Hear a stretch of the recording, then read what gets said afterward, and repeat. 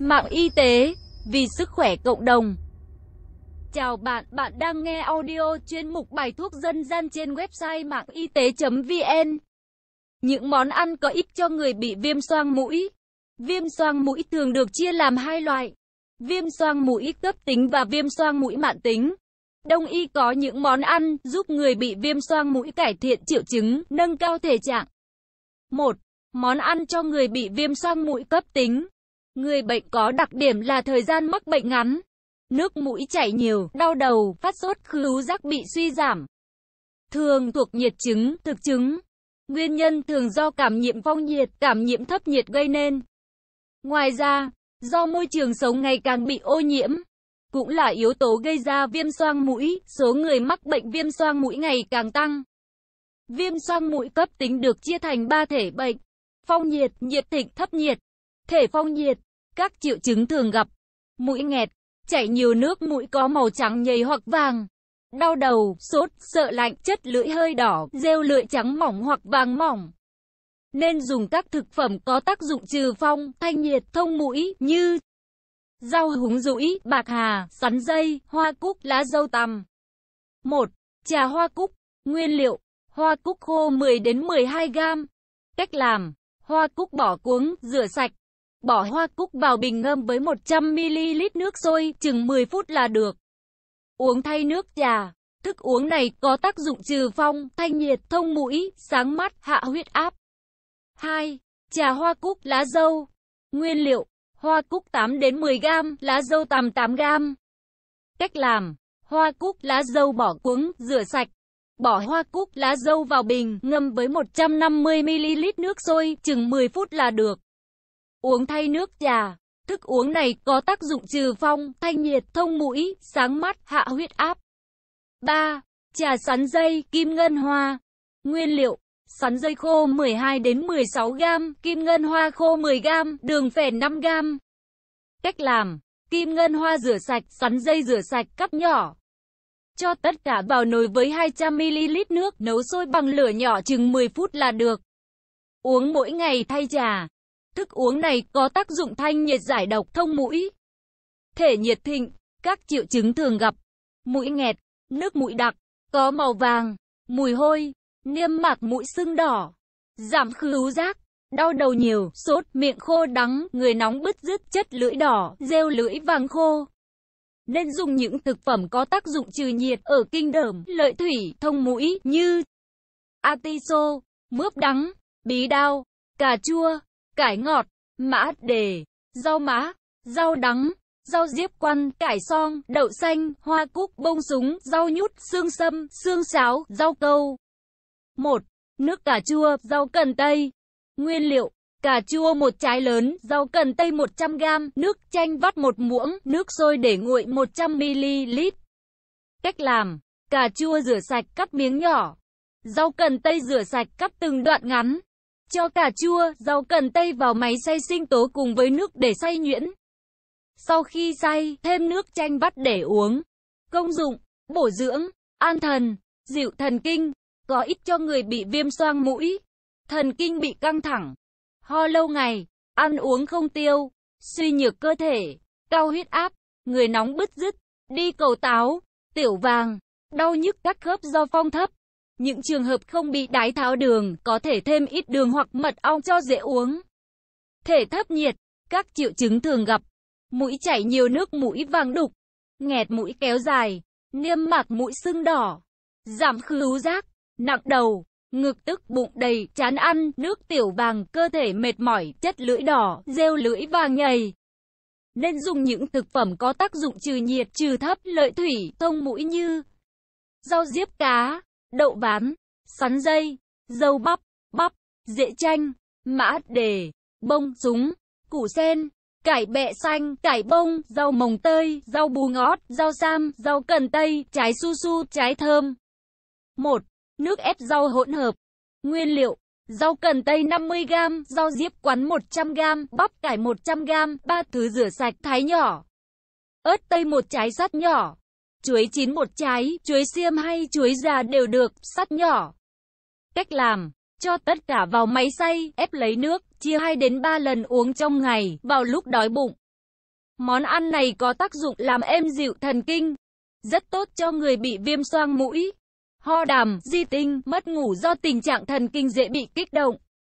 2. Cháo đậu đỏ bắp.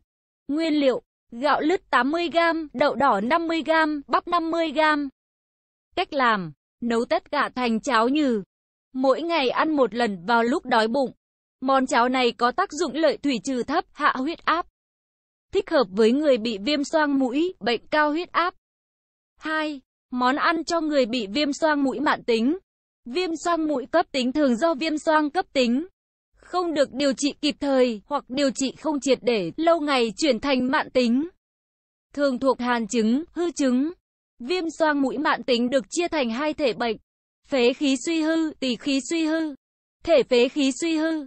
Các triệu chứng thường gặp: nghẹt mũi, chảy nhiều nước mũi trắng nhầy, niêm mạc mũi dày, gặp lạnh càng nặng hơn, đau đầu, chóng mặt, thở ngắn, tay chân lạnh, người mệt mỏi, không có sức, chất lưỡi nhạt, rêu lưỡi trắng mỏng.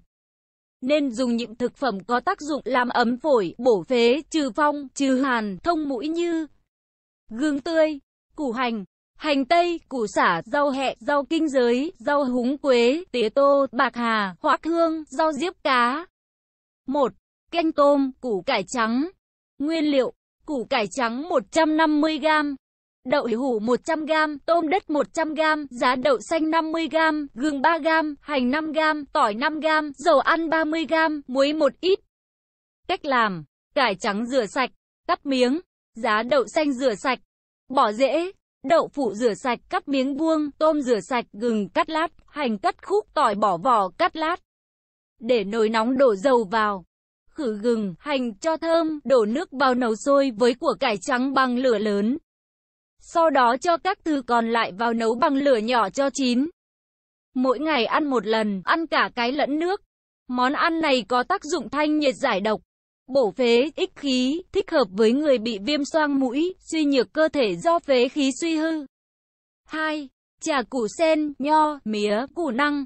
Nguyên liệu: củ sen 200g, củ năng 200g, lê 200g, mía 1 khúc 1kg, nho 200g, mật ong 100g.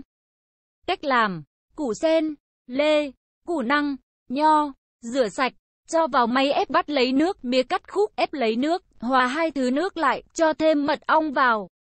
Nấu sôi với lửa lớn, sau đó vặn lửa nhỏ, nấu đến khi nước hơi sệt lại. Cất vào lọ thủy tinh. Khi uống pha thêm chút nước nóng, ngày uống 2 lần trong lúc bụng đói, mỗi lần uống khoảng 50ml. Công dụng: món ăn này có tác dụng thanh nhiệt giải độc, bổ phế, ích khí tiêu đàm, thông mũi, thích hợp với người bị viêm xoang mũi, suy nhược cơ thể, ăn uống kém, mất ngủ. Thể tỳ khí suy hư. Các triệu chứng thường gặp: nghẹt mũi nặng, chảy nhiều nước mũi trắng dính hoặc vàng đặc, niêm mạc mũi dày, chóng mặt, thở ngắn, ăn uống kém, bụng đầy, tiêu lỏng, tay chân nặng nề, người mệt mỏi, chất lưỡi bậy, rêu lưỡi trắng mỏng.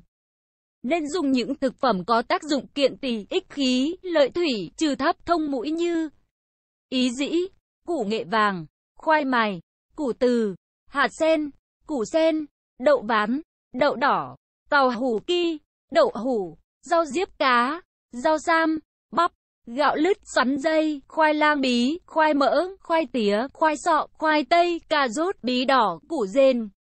1. Trà rau cần, táo đỏ. Nguyên liệu: trà ngon 3g, rau cần tây 150g, táo đỏ 2 trái. Cách làm: rau cần tây rửa sạch, cắt nhỏ, táo đỏ rửa sạch, bỏ hột.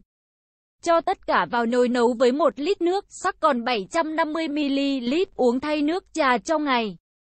Trà này làm êm dịu thần kinh, an thần. Thức uống này thích hợp với người bị viêm xoang mũi, suy nhược thần kinh, ăn uống kém, mất ngủ, tăng huyết áp. 2. Cháo gạo lứt cà rái dê tím. Nguyên liệu: gạo lứt 80g, cà rái dê tím 50g, khoai mài Hoài Sơn 50g. Cách làm: cà rửa sạch cắt miếng, khoai mài ngâm mềm, cắt miếng, gạo vo sạch. Cho các thứ trên vào nồi nấu thành cháo. Trước tiên dùng lửa lớn nấu sôi, sau đó vặn lửa nhỏ nấu thêm 30 phút. Ăn mỗi ngày một lần. Món cháo này có tác dụng bổ tỳ vị, ích khí huyết, có ích cho người bị viêm xoang mũi mãn tính, người bị cao huyết áp. Lương y, Đinh Công 7. Nội dung bài viết đến đây là kết thúc. Nếu bạn có thắc mắc, câu hỏi gì xin hãy chia sẻ bình luận bên dưới bài viết này. Mời bạn hãy đăng ký kênh Mạng Y tế, chia sẻ bài viết này tới bạn bè và theo dõi thêm những audio tiếp theo. Hy vọng bài viết này sẽ đem lại cho bạn nhiều điều bổ ích. Chúc bạn luôn mạnh khỏe.